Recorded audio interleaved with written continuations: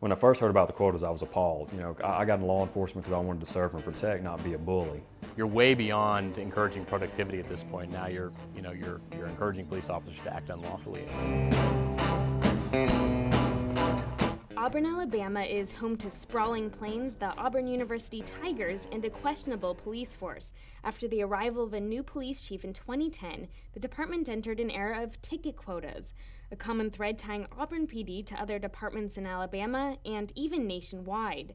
Air Force veteran and Auburn native Justin Hanners was a police officer on the force who felt compelled to speak out. The role of police in society, I believe, are to interfere with the lives of the people as little as possible, but protect them from the 1% element that wants to victimize them. Let them be free to live their lives, but protect the people and the property. That's what they pay us to do. When I first started in 2006, everything was great. Morale was high. The officers, we had cookouts together. We worked hard, and we pushed each other to be our best, and had great relationship with the public. But in 2010, things just immediately took a turn. Auburn PD's new police chief, Chief Dawson, had new priorities and new marching orders that the chain of command obeyed without objection. Justin recorded conversations between his sergeant, Sergeant Neal, and the other officers to keep tabs on any foul play. He came in and they immediately started pushing for tickets. Officers will have 100 contacts per month, a minimum. 40 of those may be warnings for traffic. The other 60 will be divided between traffic citations, non-traffic citations, field interviews, and custodial arrests.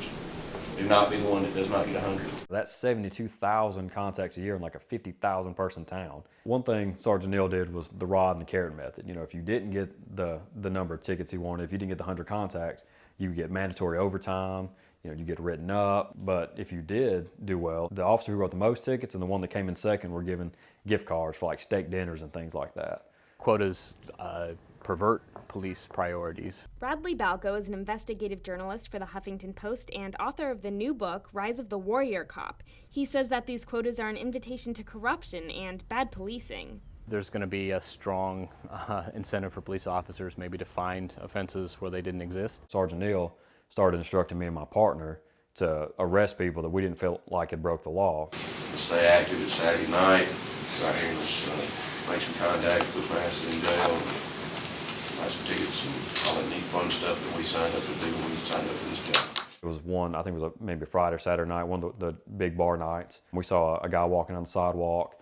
He was staggering a little bit, but he was, walking quietly to himself. He was on the sidewalk, wasn't stepping out in the street. We thought, well, it's clear he's been drinking. We'll at least contact him, make sure he's okay. So we get out on him, we contact him. He knows who he is, where he's going. We determined that he's good to go. We let him go. Well, our sergeant saw it and told us to go back and arrest him. He pointed to me and said, "You need it for your stats." So I told him it's not about what I need, it's about what he needs, and he doesn't need to go to jail. So he got out of the car and ordered us to arrest him, and I still refused, and my partner, scared for his job, went ahead and arrested the guy and took him to jail for public intoxication. So you have a policy that encourages police to create petty crimes and to ignore serious crimes, and that's clearly the very opposite of what we want police officers to be doing. Justin repeatedly expressed his concern about the quotas and the way things are being handled to his entire chain of command. He followed up with a formal grievance process through the Director of Public Safety, but to no avail.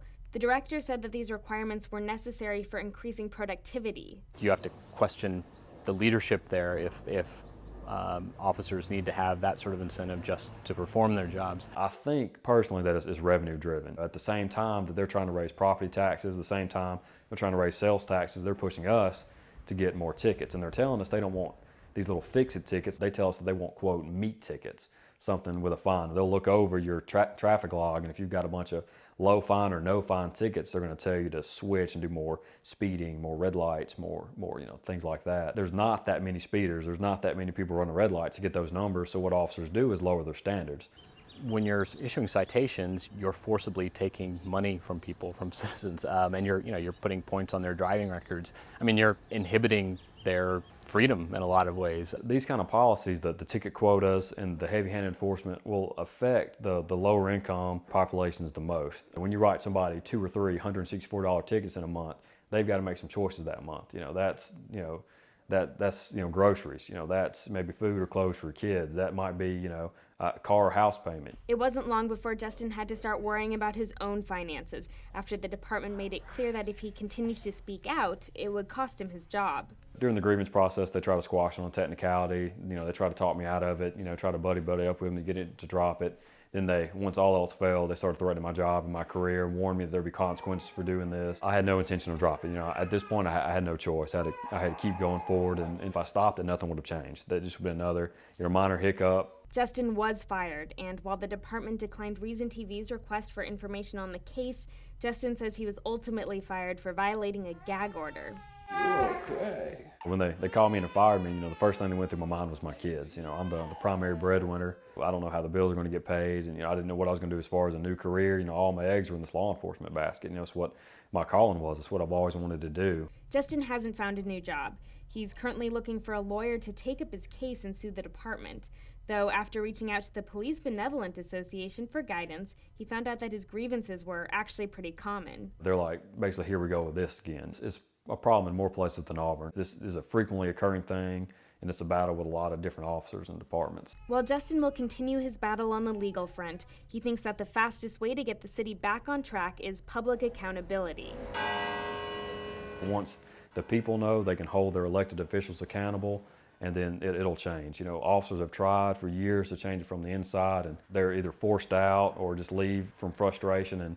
And what you end up with is a police department where the good officers have been run off, and you have a bunch of officers just willing to play the game. They want to be the bullies. They want to show how bad they are with a badge, and that's what you get left with.